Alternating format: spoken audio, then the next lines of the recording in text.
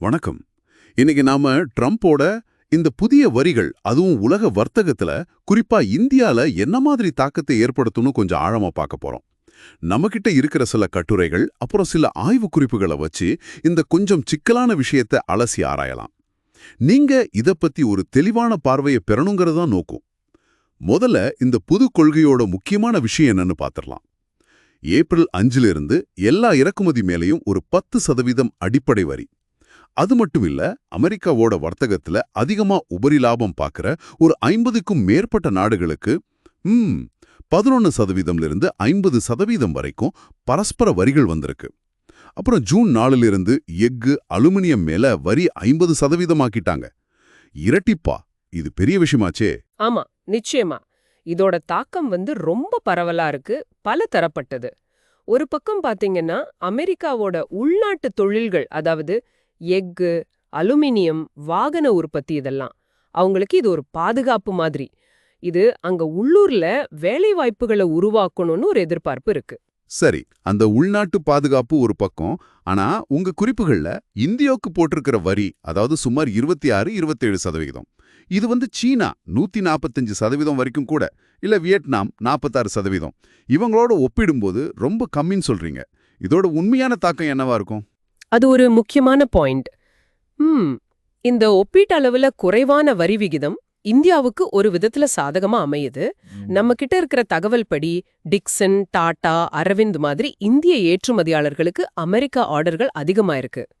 ஏன் Walmart, Costco மாதிரி பெரிய அமெரிக்க ரீட்டைலர்ஸ் கூட இப்போ சீனா, பங்களாதேஷ் அங்கெல்லாம் வரி ஜாஸ்தியா இருக்கிறதால இந்தியால இருந்து குறிப்பா ஆடைகளை அதிகமா வாங்க ஆரம்பிச்சிருக்காங்க. ஓ, அப்படியா? அப்ப மறுபக்கம் இதனால அதிகமா பாதிக்கப்படுறது யாரு? வெளிநாடு ஏற்றுமதியாளர்கள் தானே? ஆமா, முக்கியமா ஜவுளி, எலக்ட்ரானிக்ஸ், மெஷினரி, வாகன உதிரி பாகங்கள், அப்புறம் ரத்தினங்கள், மருந்துகள், கடல் உணவுகள், இந்த மாதிரி துறைகள்ல இருக்கிறவங்களோட லாபம், அவங்களோட சந்தை பங்கு குறையுது. ஆனா பாதிப்பு அதோட நிக்கல. அமெரிக்க நுகர்வோருக்கு இது பாதிப்பு தான். எப்படின்னு கொஞ்சம் சொல்றீங்களா? இறக்குமதி பொருட்கள் விலை ஏறும் இல்லையா? அப்போ அது பணவீக்க அழுத்தத்தை இன்னும் அதிகரிக்கலாம். இந்த ஒட்டுமொத்த நிச்சயமற்ற தன்மை ஏற்கனவே உலக சந்தைகள்ல பெரிய தாக்கத்தை ஏற்படுத்தியிருக்கு. டவ் ஜோன்ஸ் கிட்டத்தட்ட 1700 பாயிண்ட்ஸ் சரிஞ்சதை நம்ம பார்த்தோமே. சரி சரி. இப்போ இந்தியாவுக்கு வருவோம். நம்ம வர்த்தக அமைச்சகம் இத கலவையான பலன்கள் அப்படின்னு சொல்றதா உங்களுக்கு குறிப்புகள் சொல்லுது. கொஞ்சம் விளக்கமா சொல்லுங்களேன். எதுக்கு நல்லது, எதுக்கு கஷ்டம்? ம் கலவையான பலன்கள், அது சரியான வார்த்தை தான். இதுக்கு காரணம் ஒண்ணு, நம்மளோட வரி விகிதம் 26-27% மத்தவங்களை விட கம்மி. ரெண்டாவது, அமெரிக்காவோட நம்ம வர்த்தக பேச்சுவார்த்தை நடத்திட்டு இருக்கோம். பாதிப்புன்னு பார்த்தா ரத்தினங்கள், நகைகள், கடல் உணவுகள், குறிப்பா இறால், அப்புறம் எலக்ட்ரானிக்ஸ், பதப்படுத்தப்பட்ட உணவுகள், சர்க்கரை, பால் பொருட்கள், ஆட்டோ பார்ட்ஸ், மிஷினரி, மருந்துகள், இதெல்லாம் கொஞ்சம் சவால சந்திக்குது. ஆனா ஜவுளி, ஆயத்த ஆடைகள்ல பங்களாதேஷ் 37%, வியட்நாம் 46%, இவங்களை விட நமக்கு வரி குறைவா இருக்கிறதால அங்க ஒரு வாய்ப்பு தெரியுது. ஓகே. இப்போ தமிழ்நாட்டை பத்தி பேசுவோமே. திருப்பூரோட பின்னலாடை துறைக்கு இது ஒரு பெரிய வாய்ப்பு மாதிரி தெரியுதே. வால்மார்ட் மாதிரி பெரிய ஆளுங்கள்லாம் இங்க வராங்கன்னு சொல்றீங்க. ஆமா, வாய்ப்பு நிச்சயமா இருக்கு. ஆனா அதை பிடிக்கிறதுல சில சவால்களும் இருக்கு. உற்பத்தி திறனை வேகமா அதிகரிக்கணும், தொழிலாளர் பற்றாக்குறை ஒரு பிரச்சனை, அப்புறம் மூலப்பொருள் விலை உயர்வு, இந்த மாதிரி அழுத்தங்களும் இருக்கு. அதே நேரம் பெரிய பன்னாட்டு நிறுவனங்கள் உள்நாட்டுல வாங்குறத அதிகப்படுத்தும் போது தமிழ்நாட்டுல இருக்கிற நம்ம சிறு குறு நடுத்தர நிறுவனங்களுக்கு MSME அவங்களோட சேர்ந்து வளர ஒரு வாய்ப்பும் இருக்கு.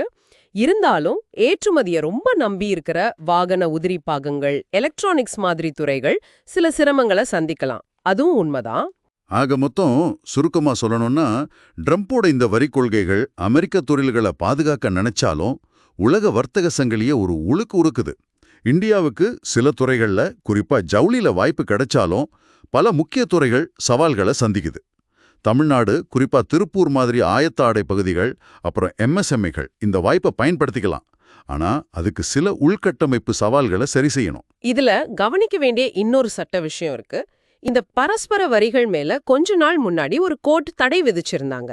ஆனா மேல்முறையீட்டு நீதிமன்றம் அந்த தடையை நிறுத்தி வச்சிருக்கு. ஓ, அப்படியா? அப்ப வரிகள் இப்ப அமல்ல இருக்க? ஆமா, வழக்கு விசாரணை முடியற வரைக்கும் இந்த வரிகள் நடைமுறையில இருக்கும். அதுதான் இப்போதைய நிலைமை. அமெரிக்காவோட நம்ம பேச்சுவார்த்தை எப்படி முடியுதுங்கிறதும் ரொம்ப முக்கியம். கடைசியா நீங்க யோசிக்கிறதுக்கு ஒரு கேள்வி. இந்த உடனடி வர்த்தக ஏற்ற இறக்கங்களுக்கு அப்பால இந்த மாதிரி தீவிரமான வரி கொள்கைகள் ரொம்ப நாளைக்கு அப்புறம், அதாவது நீண்டகால அடிப்படையில உலகளாவிய விநியோக சங்கிலிகள், அந்த குளோபல் சப்ளை செயின்ஸோட எதிர்காலத்தை எப்படி மாத்தி அமைக்கும்னு நினைக்கிறீங்க? இது கொஞ்சம் ஆழமா யோசிக்க வேண்டிய விஷயம்.